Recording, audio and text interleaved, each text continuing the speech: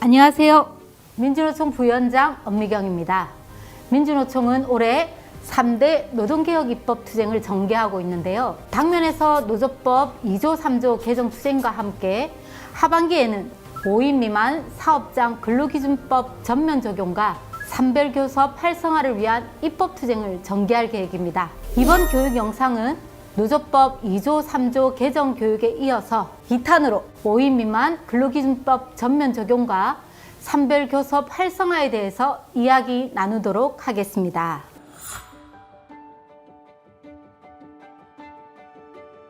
자, 그럼 먼저 5인 미만 사업장에 근로기준법 전면 적용하자는 요구가 왜 나오게 되었을까요?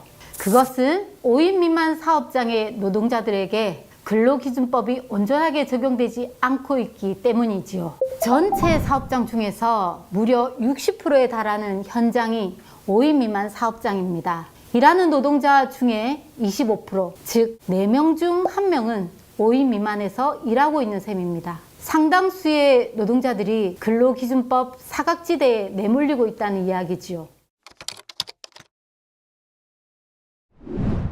연장 근로를 무제한시킬 수 있어요.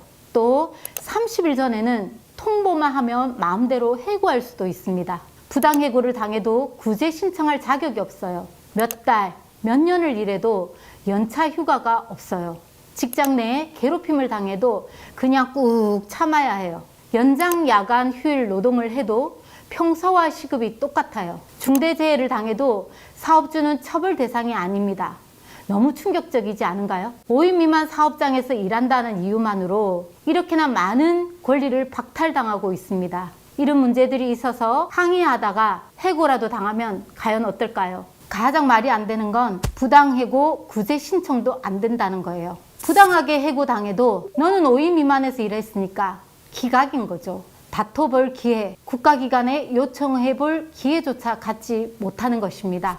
100번 양보해서 연쇄사업장이 아무리 어렵고 힘들더라도 부당해고 구제 신청과 도대체 무슨 상관이 있는 걸까요? 이렇게 밑도 끝도 없이 말이 안 되는 법이 바로 현행법입니다. 기가 막힐 노릇인 거죠. 한 해 동안 산재 사망 노동자 882명 중에 312명이 5인 미만 사업장에서 일하다가 목숨을 잃었습니다. 35%가 넘는 중대재해가 5인 미만 사업장에서 발생하고 있는 것이지요. 폐지 공장에서 돌아가신 여성 노동자도, 강주 조선우드의 김재순 청년 노동자도 모두 5인 미만 또는 그 언저리에서 왔다 갔다 하는 아주 작은 사업장에서 일했어요. 그런데도 노동자 목숨을 살리겠다고 제정된 중대재해기업처벌법은 5인 미만 사업장에는 적용되지 않습니다. 근로기준법은 모든 노동자에게 적용되어야 하는 최소한의 권리 기준을 정한 법인데 정작 가장 열악한 노동자를 골라서 보호하지 않는 법이라니 완전히 거꾸로 되어 있는 것이죠. 현행 근로기준법의 가장 큰 맹점은 여기 화면에 보이는 것처럼 적용 범위에 예외 규정을 뒀다는 것이죠. 한마디로 근로기준법이 모든 사업장 노동자들에게 적용되지 않는다는 조항이 존재한다는 것입니다. 근로기준법 제11조 적용 범위에서 1항 이 법은 상시 5명 이상의 근로자를 사용하는 모든 사업 또는 사업장에 적용한다. 이렇게 근로기준법 제11조에서는 이 법이 5인 미만에는 적용되지 않는다고 딱 못 박아 놓은 것이죠. 이렇게 5인 미만의 사업장에서 일하는 노동자들은 지난 70년간 일하는 사람이면 누구나 누려야 할 노동기본권을 적용받지 못하는 것입니다. 그래서 민주노총은 근로기준법 11조 적용 범위의 예외 규정 3가지 항을 전부 삭제해야 한다고 요구하고 있습니다. 너무 간단하지 않나요? 머리 싸매고 고생스럽게 법령을 새로 만들 필요가 없습니다. 그저 일부 독소 조항을 쓱 삭제하면 됩니다. 사실 법이라는 것은 피해받는 사람들, 고통받는 사람들, 소외된 사람들을 보호하는 방향으로 만들어져야 하잖아요. 사업장 규모에 따라 노동의 가치나 노동자의 생명을 소홀히 여길 수는 없습니다. 만일 5인 미만 사업장이 정말로 절박한 재정적 어려움이 있다 하더라도 해당 사업장에 노동자들에 대한 착취와 탄압, 산업재해와 인권유린이 정당화될 수는 없는 것입니다. 오히려 헌법 제32조 3항에서는 근로조건의 기준은 인간의 존엄성 생존성을 보장하도록 법률로 정한다라고 명시되어 있습니다. 그런데 근로기준법 11조는 사업장의 규모에 따라 인간의 존엄성 보장을 다르게 적용하기 때문에 이런 반헌법적인 조항들은 당연히 삭제되어야 하는 것이죠. 올해 직장갑질 129의 여론조사 결과에서는 90%에 이르는 국민들이 5인 미만 사업장 노동자들에 대한 근로기준법 전면 적용을 찬성하는 것으로 나왔습니다. 그 누구도 이제는 더 이상 망설일 필요도 핑계댈 이유도 없습니다. 민주노총은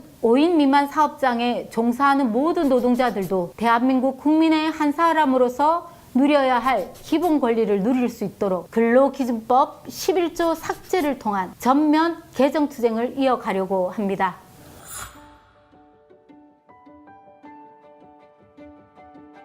다음은 산별교섭 활성화에 대해 이야기를 나눠보겠습니다. 우리나라 노동시장은 IMF 외환위기 이후에 비정규직, 하청, 특수고용 노동자 등 불안정한 노동 환경에 내몰리는 노동자들이 해마다 증가하고 있는데요. 이처럼 심화되는 차별과 양극화 문제를 해결하기 위해 노조법 2조 3조 개정, 근로기준법 전면 개정 등을 이야기했습니다. 특히나 지금 말씀드리게 될 산별교섭 제도화는 모든 노동자의 민주노총으로 거듭나기 위해서도 너무나 중요한 투쟁 과제입니다. 개별 기업을 뛰어넘는다는 의미의 초기업적 교섭으로 단체 협약을 맺고 그 효력을 조합원뿐 아니라 노조를 만들기 어려운 조건의 노동자들에게도 확장하자는 요구이지요. 자세히 한번 살펴볼까요?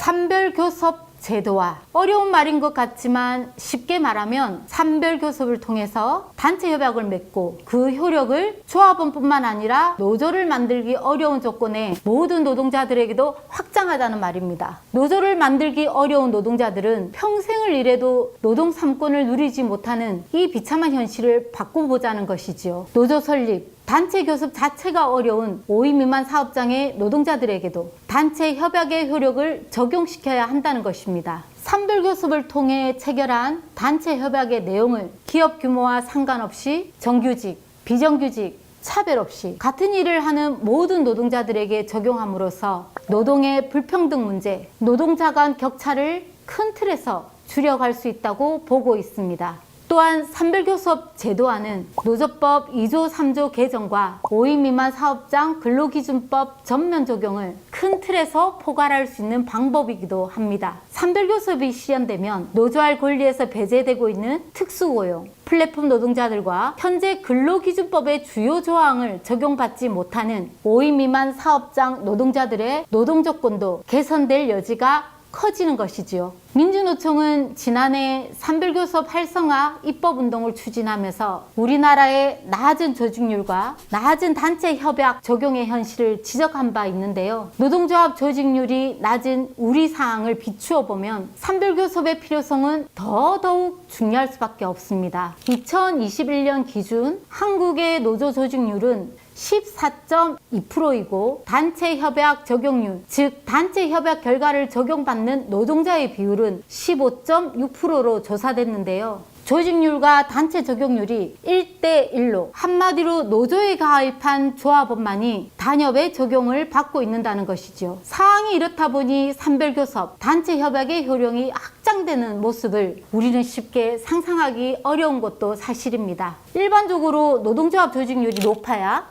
단체 협약 적용률도 높을 것으로 예상하지요. 그러나 반드시 그런 것은 아닙니다. 노조 조직률이 낮다고 할지라도 단체 협약 적용률은 높은 경우가 아주 많습니다. 국제적으로 봤을 때 노조가 산별교섭을 통해 체일한 단협을 미조직 노동자, 하청 노동자들도 적용받는 사례를 쉽게 찾아볼 수 있습니다. 2019년 OECD 평균 노조 조직률은 25.1%이고 단협 적용률은 무려 48.9%에 달한다는 통계만 보아도 알 수 있지요. 핀란드, 스웨덴, 노르웨이, 이탈리아, 프랑스 등 단체 협약 적용률이 높은 나라일수록 상위 10%의 소득자와 하위 10% 소득자 간의 임금 격차가 줄어든다는 사실에서도 확인할 수 있지요. 산별교섭 활성화가 임금 격차를 줄이고 불평등을 완화시키는데 중요한 역할을 한다라는 확실한 실증인 것이죠. 또 또한 구체적 사례로 보면 스페인의 경우 2021년 노동개혁을 통해 하청업체에도 산별단체 협약을 적용했는데요. 주요 내용을 보면 다음과 같습니다. 주요 내용은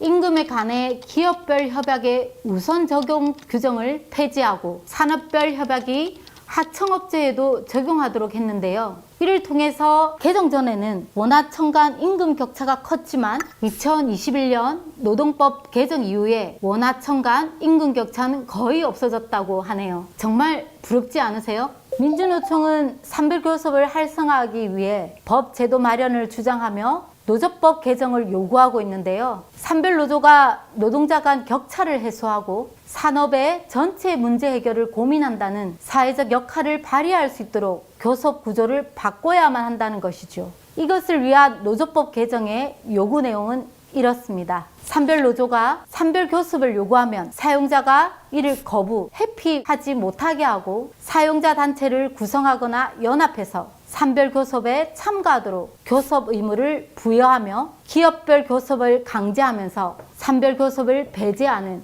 교섭 창구 단일화 제도를 폐지해야죠. 산별교섭에서 체결된 단체 협약이 해당 산업업종 내 모든 노동자들에게 적용되도록 단체 협약 효력 확장 제도를 실질화시키고 노동위원회의 초기업 교섭 단위 결정 제도를 신설하게 하는 등의 법 제도 개선, 산별교섭 활성화에 대한 정부와 지자체 역할 강화 등을 요구하고 있습니다. 지난 35년간 기업별 교섭에만 갇혀 있는 사이에 노동자 내부 격차는 더 벌어졌고 양극화는 더 심화되었습니다. 산별교섭 활성화는 노동자 간 격차 해소와 이중구조 극복, 불평등, 양극화를 극복하기 위한 가장 실질적인 대안입니다. 그래서 우리는 하반기 입법 투쟁을 힘차게 전개해야 합니다. 54년 전 전태일 열사가 화염에 휩싸인 채 고통스럽게 절규하며 근로기준법을 준수하라 고 외친 지 벌써 반세기가 지났습니다. 그러나 근로기준법을 적용받지 못하고 밀려난 노동자들, 이 땅의 모든 노동자를 위해 앞장서 싸워야 합니다. 노조법 2조 3조 개정과 산별교섭 제도화와 함께 5인 미만 사업장 노동자에게도 근로기준법 전면 적용까지